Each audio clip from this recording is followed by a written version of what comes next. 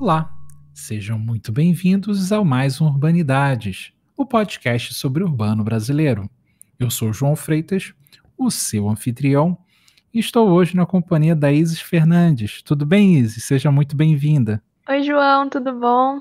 Olá a todos os ouvintes. Muito obrigado pela oportunidade de estar aqui.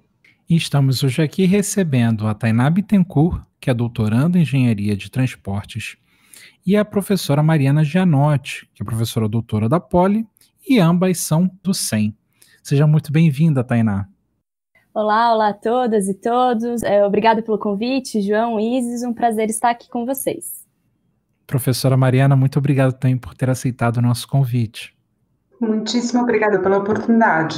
Obrigada, Isis e João, por nos receber hoje. Estamos hoje aqui para falar sobre o artigo publicado pela Tainá Bittencourt, a Mariana Gianotti e também o professor Eduardo Marques, que já esteve aqui no Urbanidades. O artigo é o Cumulative and Self-Reinforcing Spatial Inequalities, Interactions Between Accessibility and Segregation in Four Brazilian Metropolises. O artigo saiu esse ano pela Urban Analytics and City Science. Primeiro, parabéns pelo artigo, Tainá, Mariana e também o professor Eduardo. E aí a primeira pergunta fica a cargo da Isis. Qual a importância de se estudar acessibilidade e de que modo essa acessibilidade é conceituada pela equipe? A acessibilidade é um indicador muito interessante, porque ele permite que a gente junte duas dimensões que estão muito relacionadas no planejamento urbano. Uma é a dimensão do sistema de transporte, a gente está na área de transporte, olhando para a desigualdade de transporte, e a outra é a dimensão do uso do solo, que acaba sendo essencial para a gente conseguir captar essas desigualdades socioterritoriais. O indicador em si, o conceito do indicador, ele está relacionado a quão fácil ou difícil é para as pessoas acessarem oportunidades, serviços na cidade. Quando eu estou falando de serviços, oportunidades, eu estou falando de postos de emprego, hospitais, escolas. E essa dificuldade, ela está relacionada às próprias características do sistema de transporte, se eu tenho um bom transporte público ou não, se eu tenho ciclovias e ciclofaixas para fazer uma integração modal, se as calçadas são boas para eu chegar até o ponto de ônibus, mas também está relacionada a como as coisas estão distribuídas na cidade. Então, se eu tenho os empregos concentrados no centro e as residências nas periferias, eu vou gerar essa dificuldade de acesso que a gente tenta captar através desses indicadores de acessibilidade.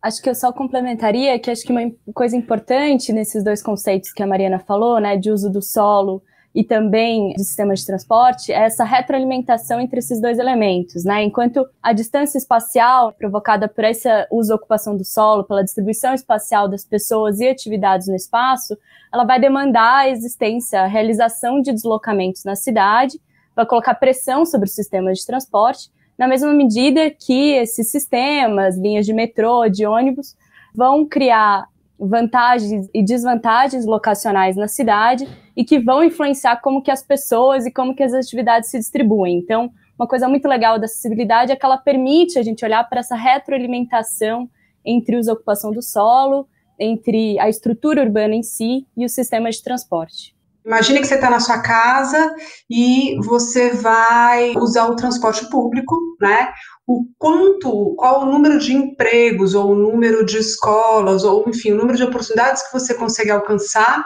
em 60 minutos usando o transporte público.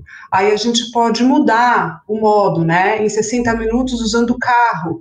E aí vão aparecendo também não apenas as desigualdades relacionadas a essa ocupação territorial, a essas desigualdades socioterritoriais, mas também as desigualdades do próprio sistema, Então, quem tem carro tem uma série de características do sistema que vai favorecer em alguns momentos para ele chegar mais rápido ou não, mas também quem está perto de um sistema de transporte público de boa qualidade, ele pode beneficiar com maior frequência, às vezes um transporte mesmo de melhor qualidade, enfim. É interessante, Vocês falaram há pouco sobre a questão da acessibilidade e o esforço do grupo de pesquisa é justamente cruzar a questão da acessibilidade com a questão das desigualdades sociais e espaciais.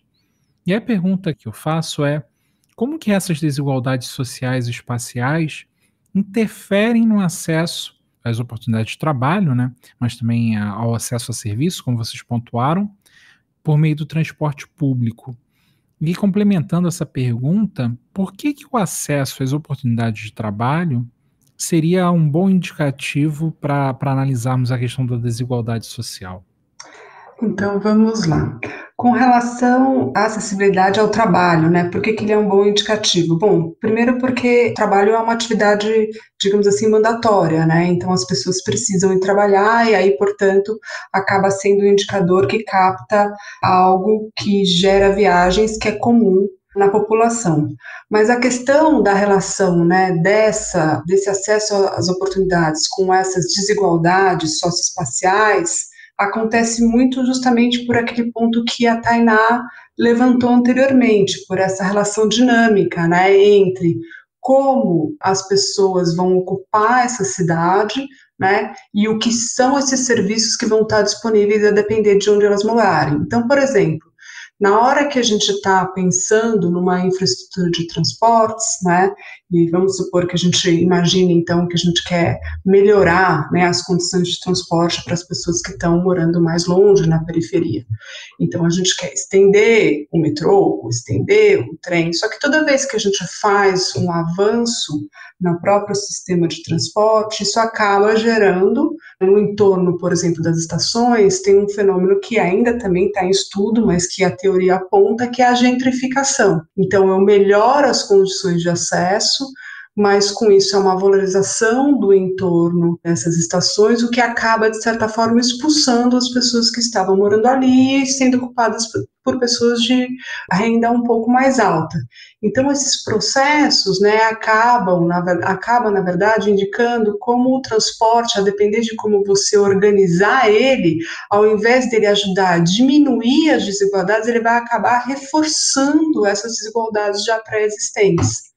Então, a gente em São Paulo tem uma rede que é muito radial e prioriza muito pouco as linhas perimetrais, que poderiam ajudar a, de certa forma, mudar essa dinâmica, fazendo com que, ao invés de a gente tivesse uma cidade super centralizada, a gente conseguisse incentivar aí subcentros, que fariam com que essas longas distâncias de viagem ao trabalho pudessem ser diminuídas, além, né, do incentivo aí de formação de outras condições territoriais não tão concentradas nos centros das cidades.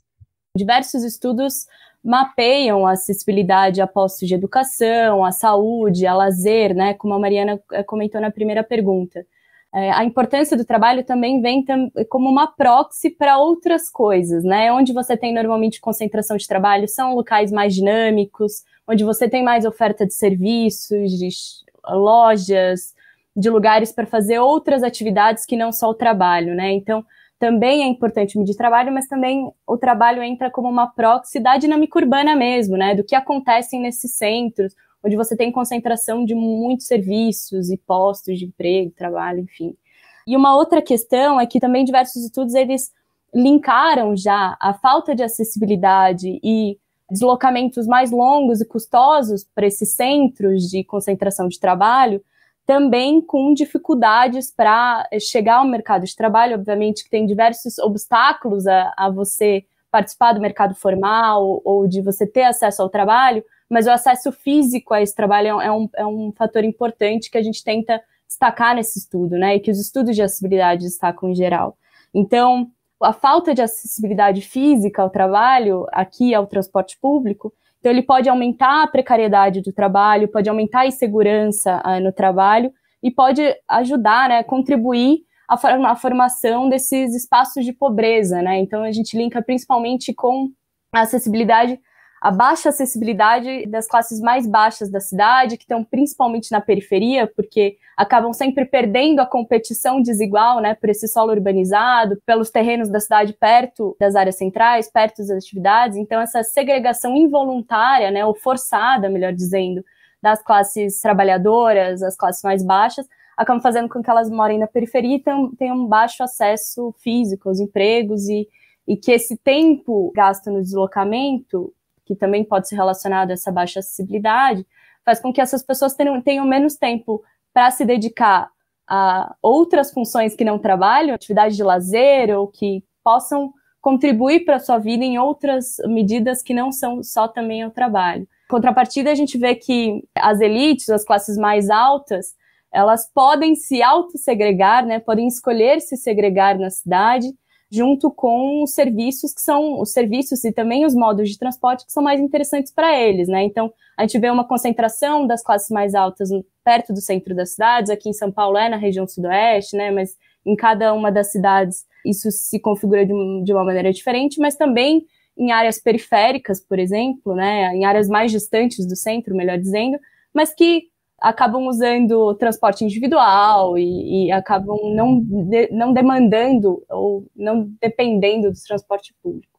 Uma das coisas que a gente tem olhado quando a gente olha para a exclusão social relacionada ao transporte é que olhar para além do trabalho também é muito importante, porque essa imobilidade, né, quando as pessoas nos finais de semana ou fora dos horários normais de trabalho não fazem muitas viagens, que na verdade é uma proxy para dizer que elas não estão fazendo muitas atividades fora de casa, isso também indica o quanto que esse transporte está relacionado com essa exclusão social e está reforçando, digamos assim, essa condição ao invés de permitir uma melhoria. E só para dar um exemplo muito rápido, né? Então, por exemplo, em políticas em outros lugares, né, em Londres, por exemplo, eles conseguiram fazer habitações de interesse social no centro da cidade, o que permite com que ao menos esta barreira do transporte não esteja lá somando nas vulnerabilidades pré-existentes.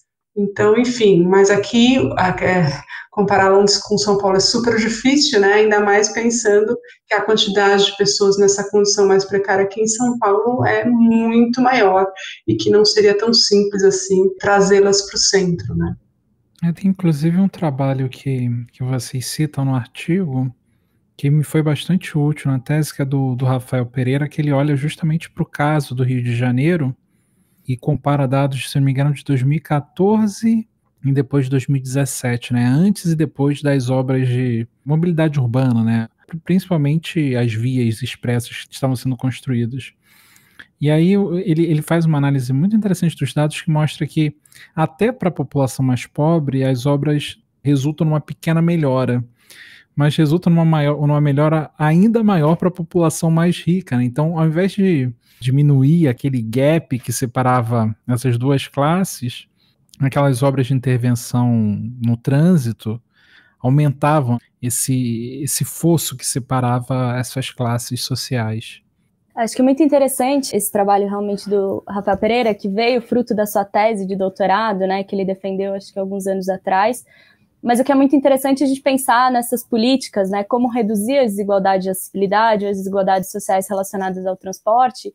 A gente normalmente fala desse tripé, né, que a Mariana já trouxe alguns elementos, mas que não é apenas levar infraestrutura de transporte público ou construir eixos viários, mas é também aonde você está construindo, né, e com qual frequência você está colocando esses transportes públicos para operar, mas também como você distribui as atividades no espaço, né, como uma segunda perna desse tripé, ou seja, não é apenas melhorando o sistema de transporte que você vai conseguir fazer com que as pessoas se desloquem por menos tempo ou que tenham maior acesso às oportunidades. E daí um terceiro também não é só distribuir as atividades, mas também tornar o espaço público mais igualitário entre as classes, entre as raças, é isso que também a gente traz nesse artigo, né? Então, no sentido de trazer a população para o centro ou fazer com que as classes baixas também ocupem o centro da cidade, mais ou menos nessas três dimensões.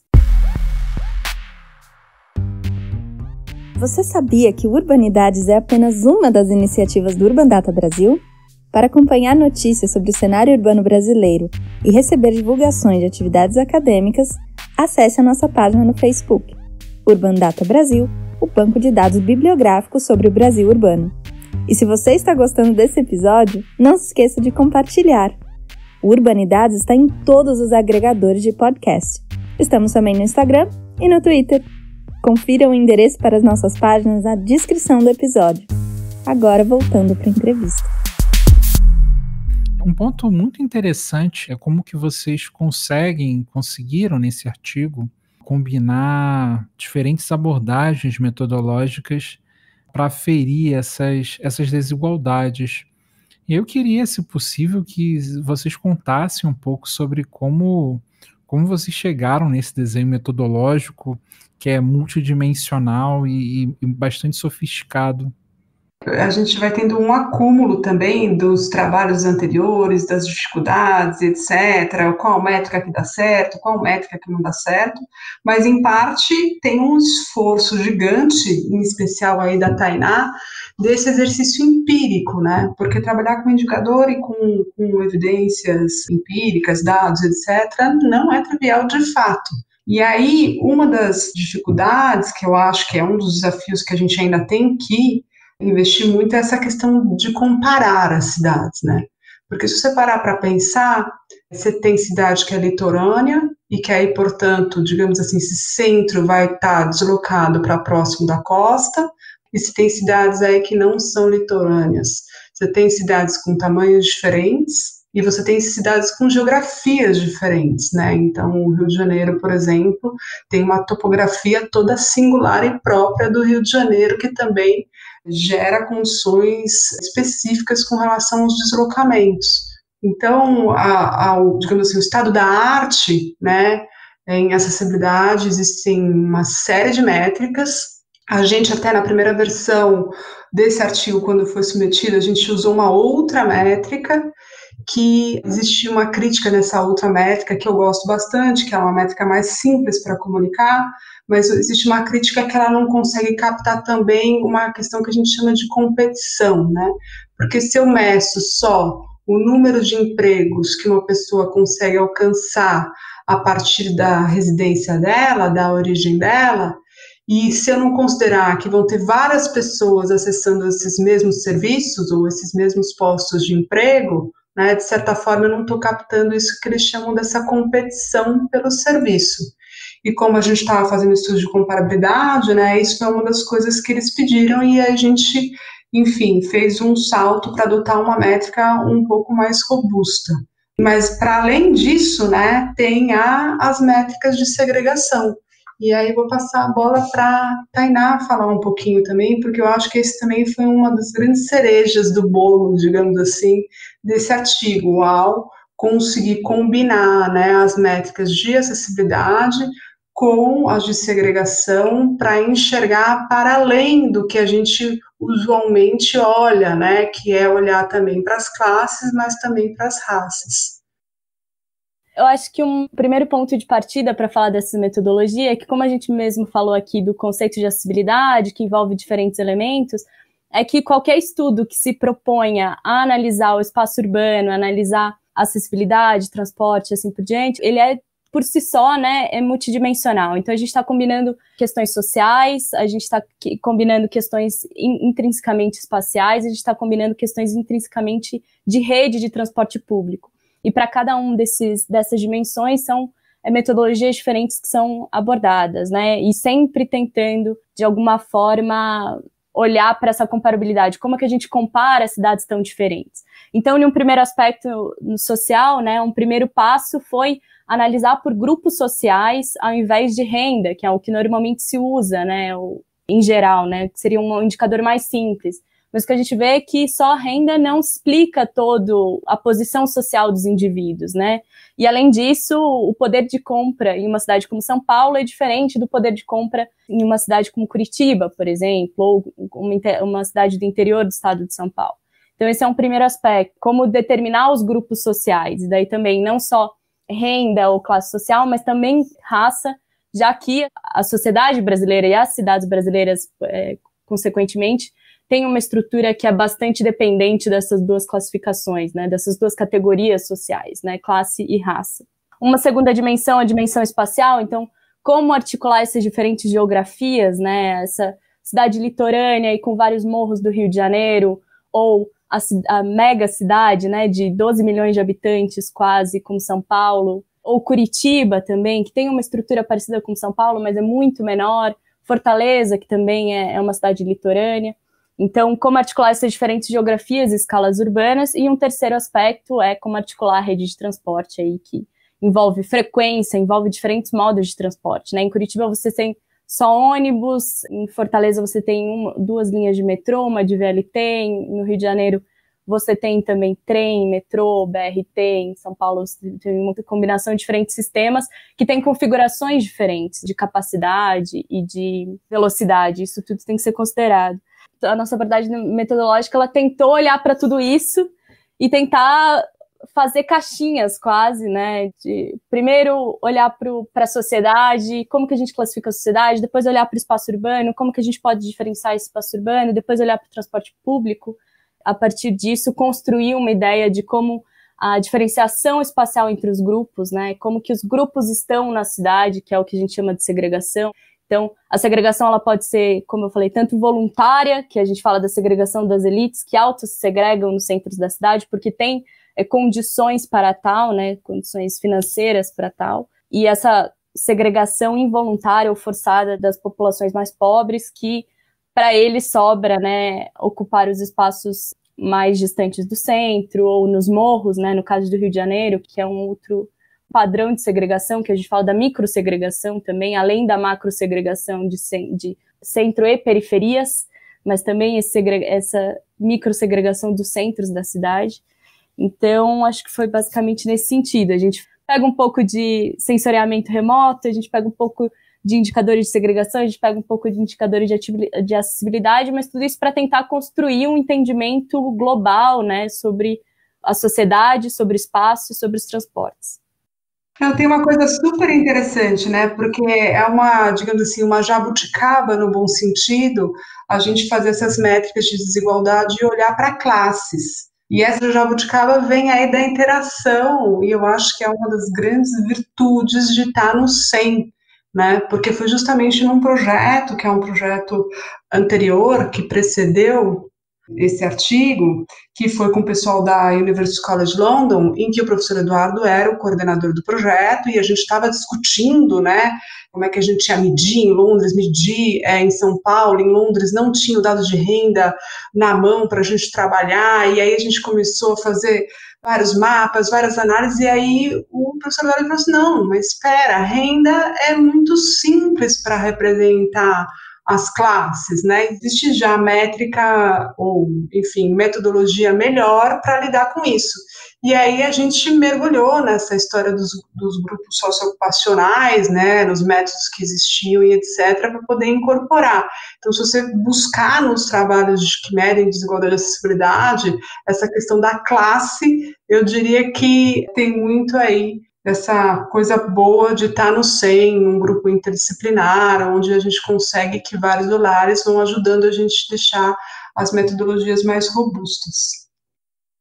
E Mariana e Tainá, como vocês já comentaram um pouquinho anteriormente sobre as cidades e a comparatividade, nesse estudo vocês focaram em São Paulo, Rio de Janeiro, Curitiba e Fortaleza. Como se deu essa escolha? E como trabalhar com realidades urbanas tão distintas entre si? A gente escolheu São Paulo, Rio de Janeiro, Curitiba e Fortaleza por essas cidades representarem justamente realidades tão distintas, porque nos permite também olhar especificidades, olhar o que foge talvez do senso comum, o que foge do que a gente estaria esperando, né? Então, a gente nesse estudo pega as 2 maiores e mais ricas cidades brasileiras, que São Paulo e Rio de Janeiro, e que também são altamente desiguais, tanto socialmente quanto espacialmente, né? Diversos estudos anteriores já mostraram isso, apesar com menos foco na acessibilidade, né? Mas já mostraram essas desigualdades nessas 2 cidades. A gente pega também o contexto de Curitiba, que é rica, mas também é menos desigual comparativamente às outras cidades brasileiras, e que também, né, tem um discurso inerente aí do planejamento urbano, e de que acaba por dar aos seus habitantes condições melhores de deslocamento, né? A gente queria também testar esse discurso, como que isso se reverte na prática. E a gente pega também Fortaleza, comparativamente às outras cidades, é uma cidade mais pobre, ou seja, com rendas médias mais baixas, e também altamente desigual, então a desigualdade de Fortaleza é parecida com a desigualdade do Rio de Janeiro, ou a desigualdade de São Paulo, mas com valores, né, de rendimento muito menores. E também, para a gente, um indicador importante uma categorização importante é a raça, a gente também quis representar estruturas sociais bastante distintas. A gente tem Curitiba, que é uma das capitais mais brancas do país, então mais de 70% da população é branca, então 30% negra. O contrário acontece em Fortaleza, em que a maioria absoluta da população é formada por pretos e pardos. E São Paulo e Rio de Janeiro têm proporções um pouco mais equilibradas entre brancos e negros, mas que têm estruturas socioespaciais bastante diferentes, né? Enquanto em São Paulo a gente tem mais essa macro-segregação entre centros e periferias, né? Obviamente que a gente tem desarranjos dentro dessa estrutura centro-periferia, esse modelo, mas ainda essa estrutura como tal. No Rio de Janeiro, como eu falei, a gente tem essa micro-segregação, ou seja, espaços, né, de classes baixas e negras mais próximas do centro da cidade. Então, a partir do momento que foi um desafio olhar para essas realidades tão diferentes, foram justamente essas realidades tão distintas que nos permitiram ver coisas, enxergar coisas sobre geografia, sobre escalas, sobre estruturas sociais que a gente não teria conseguido sem essas 4 realidades distintas. E contando também um pouco da cozinha, né? Não é que as 4 elas já estavam desde partida. Foi uma decisão que também foi sendo incremental à medida que a gente foi percebendo que os dados estavam disponíveis, porque também esse é um outro ponto que a gente não pode deixar de levantar, né? Que trabalhar com transportes, você precisa ter um conjunto de dados para conseguir rodar esses indicadores, e dados esses que estão disponíveis para algumas cidades apenas, né? Então, eu acho que a gente também tem um papel aí, na hora que a gente consegue fazer um estudo em cima desses dados e mostrar números que ajudam no planejamento e etc., de incentivar para que as cidades invistam, né, na organização desses dados para que eles possam ficar disponíveis para serem usados e serem computados das métricas que possam servir como evidências empíricas para basear políticas públicas, né? Então, enfim, não dá para dizer também que não existe essa restrição, a escolha também acaba sendo pautada, infelizmente, por aqueles dados que a gente tem, aquelas cidades que a gente tem dados disponíveis para poder trabalhar. O censo a gente tem para o Brasil inteiro, né? Mas o problema aí é o dado de transporte mesmo, que acaba sendo um fator. Ainda sobre acessibilidade, quais os efeitos desses estudos para as políticas públicas e para a compreensão da desigualdade nas cidades? Quando a gente olha especificamente para a área de transporte, né, a gente até que tem recentemente uma evolução, digamos assim, em termos de legislação. A gente tem aqui em São Paulo o plano de mobilidade mais recente, que aborda vários aspectos bem interessantes, mas a questão toda, né, que a gente ainda está engatinhando comparativamente com outras cidades em outros países, com relação a incluir esses critérios relacionados às desigualdades no nosso planejamento. E aí a grande busca, né, para além de fazer artigos e fazer ciência, é chegar a essas métricas, né, que consigam ser computadas nas cidades para que justamente sirvam de metas, né, ou de indicadores que de fato sejam utilizados como algo a ser alcançado. Então, por exemplo, né, vai se planejar uma nova estrutura de metrô em São Paulo. Então, vamos simular se essa nova infraestrutura, a depender da configuração espacial que ela vai ter, se ela vai aumentar as desigualdades, ou ela vai manter, ou ela vai privilegiar aqueles que mais dependem do transporte público, porque essa é uma questão que acaba sendo muito cruel, né? Justamente as pessoas mais pobres, que são mais dependentes do transporte público, muitas das famílias que não têm, inclusive, carro, acabam morando em lugares onde essa infraestrutura é pior. E até o João tinha levantado durante a entrevista esse aspecto, quando ele falou lá do artigo do Rafael, né? Então, você, às vezes, melhora, tudo bem, para uma população de baixa renda, mas você melhora mais ainda para uma população que já é super privilegiada. E isso está muito relacionado ao quê? Justamente essa configuração do sistema. Então, acho que assim, a grande meta, né, é a gente conseguir aí, para além da pesquisa científica e da discussão, que é muito interessante e está, digamos assim, acontecendo. As métricas de desigualdade para usar em transportes não estão super resolvidas, a gente tem emprestado essas métricas de outras áreas e aplicado no transporte. Tem também a questão mais pragmática de poder aí produzir algo que seja, que embase, né, a formulação, implementação e monitoramento de políticas públicas. Acho que sempre quando a gente está falando de políticas públicas, a gente está falando primeiro em uma medida mais de princípio, né? Qual que é o princípio que está regendo essa distribuição? Quando a gente está falando de transporte especificamente, a gente está falando de políticas muito mais distributivas do que redistributivas, né? Ao contrário do que acontece na renda. No transporte, a gente normalmente distribui esse sistema de transporte na cidade. Então, a gente está primeiro falando de uma questão do princípio que vai reger essa distribuição de transporte e também, no segundo momento, quais são os grupos que vão ser beneficiados ou que podem, inclusive, ser prejudicados por uma determinada política de transporte. Então, se a gente pensar delimitação de uma faixa exclusiva para ônibus em uma determinada via, a gente pode estar melhorando o acesso da população que usa transporte público, e a gente vê que aqui em São Paulo a população mais pobre usa mais o transporte público do que a população mais rica. Então, a gente pode estar aumentando a acessibilidade e diminuindo o tempo de viagem dessas pessoas, mas, ao mesmo tempo, aumentando o tempo de viagem das pessoas que se deslocam com carro, né? Então, pensando quais são os grupos que vão ser afetados, e eu acho que esse artigo e o projeto do grupo é justamente identificar quais, a partir de uma perspectiva de tornar a cidade menos desigual e mais igualitária, quais são as populações, mas também quais são os locais que devem ser priorizados pelo poder público para tornar as condições de deslocamento menos desiguais, né?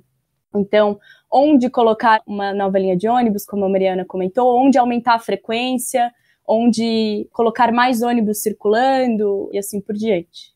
A Tainá comentou, né, dessa competição na via, porque no fundo, se você vai fazer uma política de asfalto novo, onde você vai priorizar, digamos assim, investir algo para os carros, o carro acaba sendo, quer dizer, muitas das viagens as pessoas estão sozinhas naquele carro, e se você computar o espaço que eles ocupam na via, né, comparativamente com quantas pessoas tem um ônibus, ou quando a pessoa está andando, ou de bicicleta, ele é muito desigual também. Então, quando a gente consegue, né, a partir desses indicadores de acessibilidade, olhar também os diversos modos, olhar a integração entre os modos, porque não existe também uma solução única, né? Você precisa incentivar o transporte ativo, mas dar condição para que você use o transporte ativo integrado com o transporte público, e assim por diante.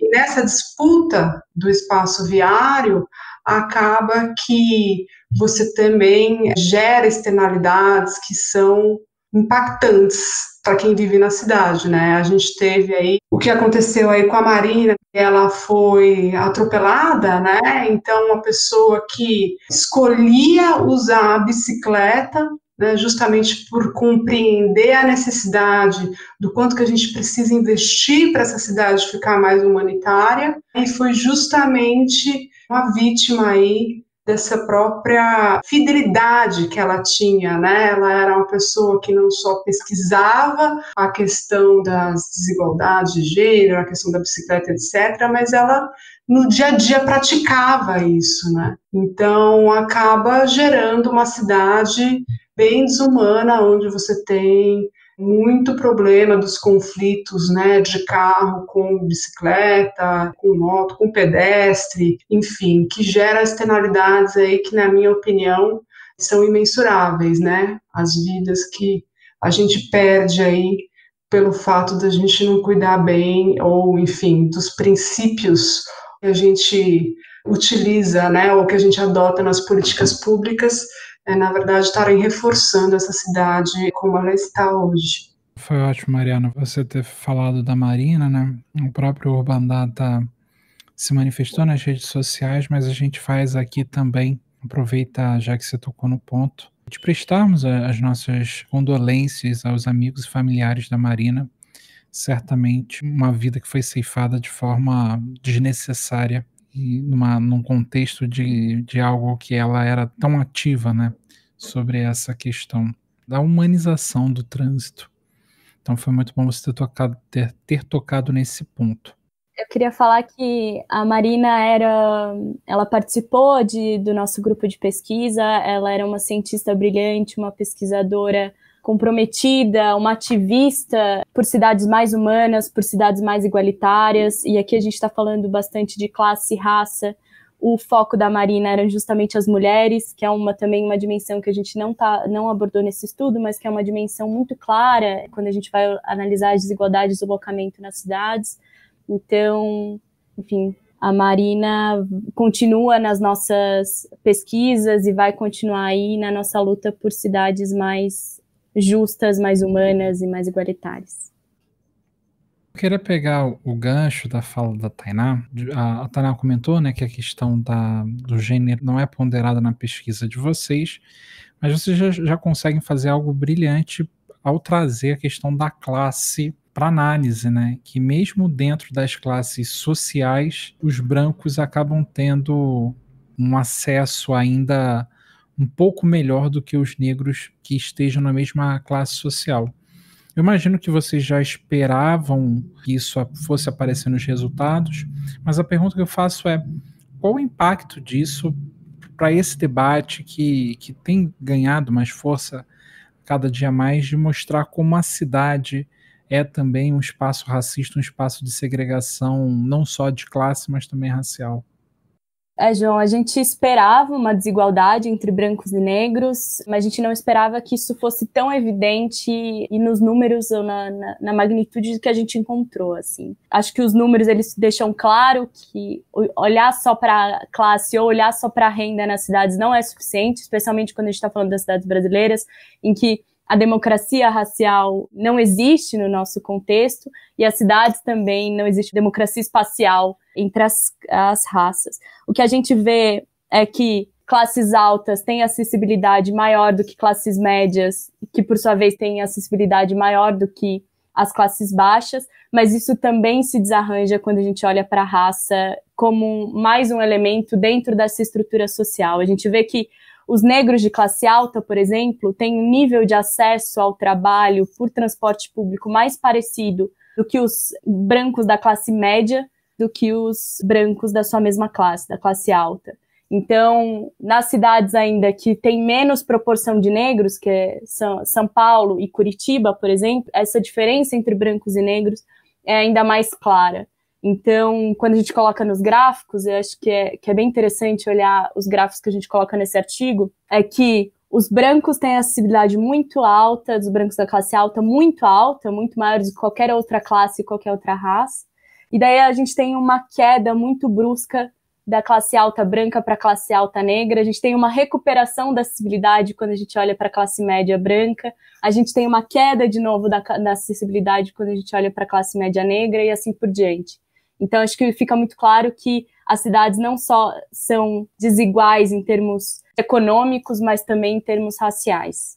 Para complementar a Tainá, né, também quando a gente traz mais de uma cidade, também traz outro olhar interessante, que é ver, né, que o branco de classe alta, que mora numa cidade como São Paulo, ele está numa situação super privilegiada, e que o negro de classe baixa, ele vai estar pior se ele está na periferia de São Paulo do que se ele estiver na periferia das outras cidades.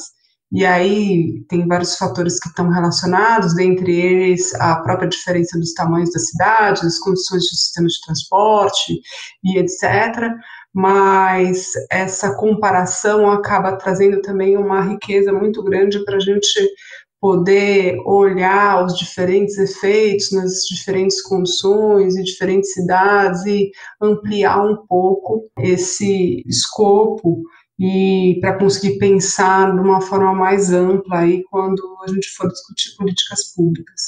E no fim, o que a gente vê é que os negros, eles estão sobre-representados nas classes baixas e subrepresentados nas classes altas, né? Então você tem dentro das classes baixas uma proporção muito maior de negros do que você teria nas classes altas.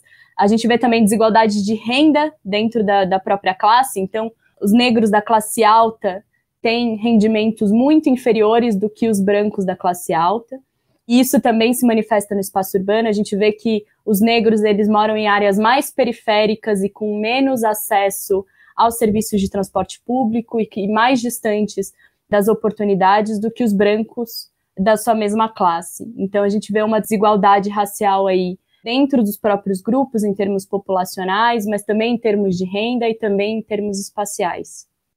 Sobre Curitiba ter se destacado como a melhor acessibilidade. Vocês já esperavam esse destaque? E vocês podem falar um pouco sobre os resultados da pesquisa, se mais algum dos resultados surpreendeu vocês? Curitiba tem esse discurso do planejamento urbano modelo, né, que une aí o tripé de uso e ocupação do solo, sistema viário e transporte coletivo.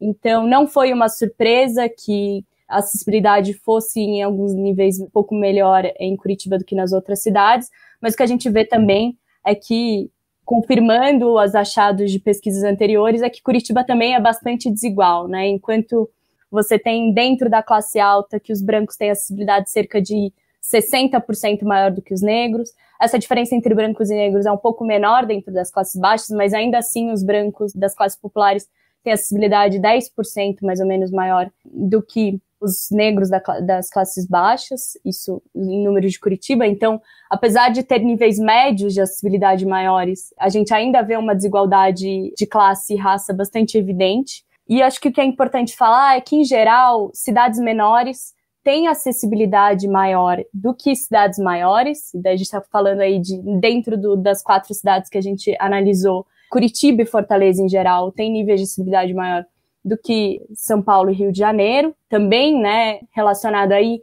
à densidade populacional, relacionada à escala da cidade mesmo, à geografia, assim por diante. Mas é interessante ver no artigo que as desigualdades de classe e de raça, elas são grandes o suficiente, grandes o bastante, para desorganizarem essas desigualdades de cidade, né? Então, quando a gente olha para São Paulo, por exemplo, é a cidade onde você tem a maior parte da população nos extremos. Então, você tem muita gente com acessibilidade muito alta e muita gente com acessibilidade muito baixa. Da mesma maneira que o melhor cenário possível dentre todas as cidades é você ser um residente da classe alta ou ser um residente da área central de São Paulo, em que você tem uma variedade, um número de oportunidades muito grande, né?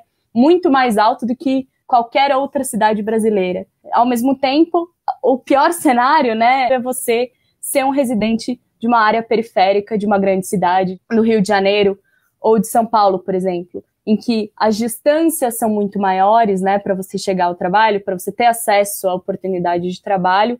Então, acho que é sempre um rearranjo aí entre essas dimensões de cidade, geografia, escala, mas também de classe e raça, em que você tem uma superposição desses diferentes elementos quando você olha para várias cidades, várias classes e várias raças.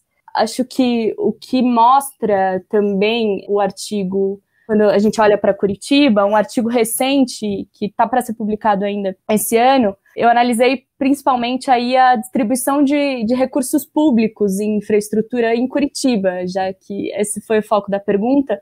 Enquanto você tem bairros como Caximba, no extremo sul da cidade, né, na região periférica, que recebe em torno de R$20 por habitante por ano, você tem regiões como Batel, na região nobre da cidade, né, perto da área central, que recebe 10 vezes isso, ou seja, R$200 por habitante por ano. Isso em obras de infraestrutura, sendo que 60% a 70% desses recursos vão para infraestrutura viária, ou seja, são diretamente relacionados ao sistema de transporte.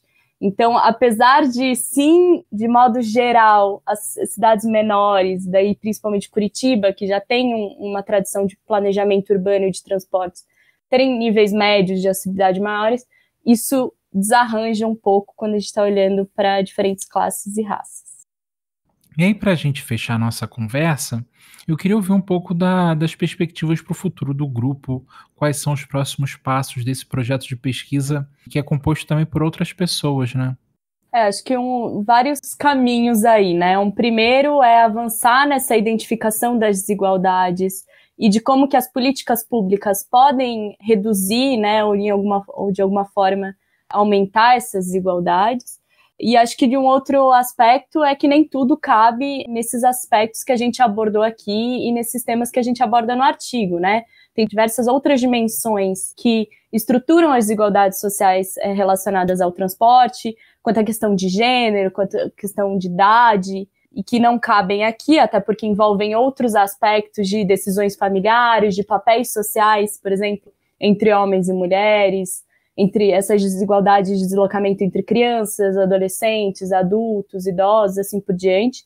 Então, obviamente que essas relações de desigualdade são muito mais complexas, mas a gente vai atacando essas diferentes dimensões por partes, né? E também falar que a gente, nesse artigo, falou muito de tempo de viagem, porque é uma dimensão que é bastante importante quando a gente está falando de desigualdade de deslocamentos, mas não só, né? Obviamente que outras pesquisas ainda são necessárias e estão sendo encaminhadas, né, para também entender qual que é o impacto da realização de transferências, ou seja, da conectividade dos sistemas de transporte para as pessoas, também a dimensão do custo do transporte, né, que acaba se tornando uma barreira para as pessoas se deslocarem na cidade e que não são amplamente reproduzidas ou destacadas na dimensão do tempo, né? Então tem outras dimensões que também são tratadas. Para além também de olhar o transporte público, né, a gente tem, por exemplo, o Germán, que vai fazer uma avaliação de planos de transporte, mas comparando o transporte público e o transporte privado, aí entendendo o carro, né, então tempos de viagem por ônibus, tempos de viagem por carro. Tem a Laura e o Luiz Marcelo, que estão trabalhando com a questão da bicicleta, das desigualdades das bicicletas nas várias cidades, incluindo São Paulo, e aí esse trabalho específico da Laura, a gente conseguiu uma parceria bacana com a Tembice, com dados de gênero, então a Laura vai poder investir nessa parte de gênero e bicicleta, aí fazendo uma homenagem à Marina, né? E tem também a Bruna, o Matheus, que trabalham com a parte de pedestres, né? Então, a ideia também é cada, digamos assim, frente do grupo e cobrindo também cada dimensão aí do sistema, que é, no fundo, multimodal, fazendo comparação de cidades diferentes e utilizando dados em diferentes níveis de agregação, bem como compondo aí métodos a depender do propósito que sejam mais adequados. Alguns, quer dizer, em grande parte mais quantitativos, porque a gente está na engenharia, mas a gente já tem, né, depois de embarcar no SEM, aí com o apoio do SEM, a gente já tem alguns dos alunos que também vão investir em métodos qualitativos para complementar suas pesquisas. Eu gostaria de fechar, né, agradecendo imensamente a professora Mariana e a Tainá por terem cedido parte do tempo para conversar com a gente. Esse é o nosso último programa da temporada, então agradeço também aos outros entrevistados que nos ajudaram a construir esse programa, a construir essa temporada, e também aos ouvintes que nos acompanharam nessa jornada.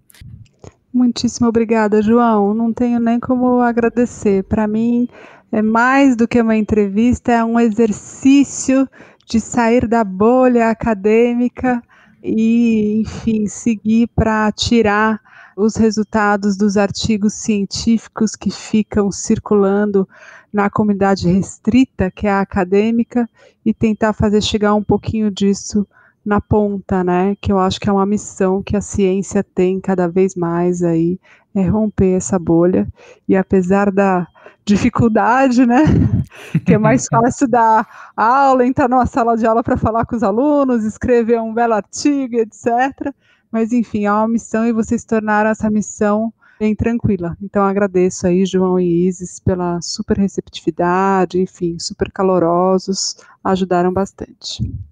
Obrigada, João, obrigada, Isis. Como eu falei um pouco antes, eu sou ouvinte assídua do Urbanidades, então é uma honra participar dessa conversa com vocês e me juntar a esses tantos pesquisadores incríveis que vocês entrevistaram nessa temporada.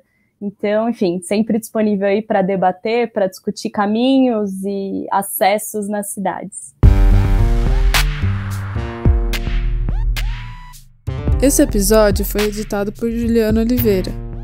O Urbanidades é produzido pelo Urban Data Brasil, banco de dados bibliográficos sobre o Brasil urbano. O Urban Data está vinculado ao Centro de Estudos da Metrópole e está sediado no Departamento de Sociologia da Universidade de São Paulo. Urbanidades é feito por bolsistas e associados, sob coordenação da professora Bianca Freire Medeiros. Visite a página do Urbanidades no Instagram e a página do Urbandata no Facebook.